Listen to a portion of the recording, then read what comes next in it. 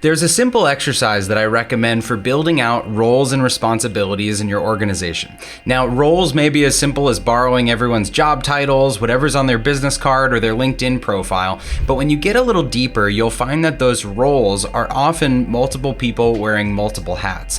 And what you can do in your business is start to set out what are those multiple hats that each person is wearing inside the company. So if I have someone that is, for instance, an ad buyer, a marketing manager, a PR coordinator, but they're represented by one person, I may start to build out those as 3 different roles so that in the future, I could assign those different roles to new people, specialists that we hire just to do those things.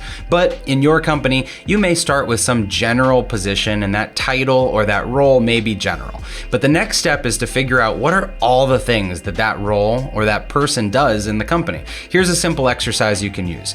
First, have everyone in your company look through their calendar. If you use a digital calendar like an Outlook or a Google Calendar, you can scroll back through your last few weeks just to parse through all of the meetings, all of the appointments, all of the calls, and anything that has been put onto your calendar in that visible place. It's a great starting place.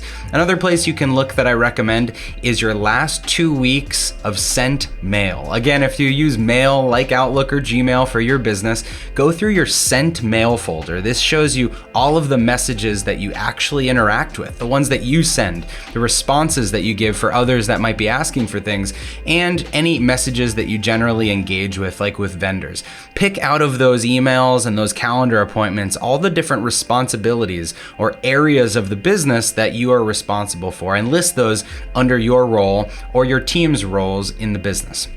After that, you can scour through your project management systems, your CRMs, your task management systems, and look at the conversations that you're having. Look at the tasks that have been assigned to you or those that you've recently completed. Chances are, those systems are chock full of responsibilities. And then the last thing you can do is use a time-based approach, which is just to brainstorm what are the things that I do every day. When I get to work, do I have a routine in the morning for opening up or checking the cash register, turning on the lights, taking out the trash? Those may be daily responsibilities.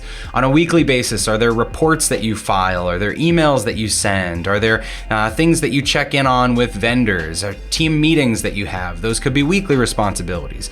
Bi-weekly, maybe you run payroll. Monthly, maybe you file certain tax reports. Quarterly, maybe you're doing reviews or check-ins with your team. And annually, you may do some strategic planning or other responsibilities. So if you can go through that time-based approach and have each of your team members do this, you'll start to harvest all of these responsibilities that go within their role in the business. So using this simple method, you can check your calendar, you can check your email, check all the systems that you engage with, and then use that time-based brainstorming approach to come up with responsibilities that live with every role in your company. After that, the next step is to start to document how you do those things in the business.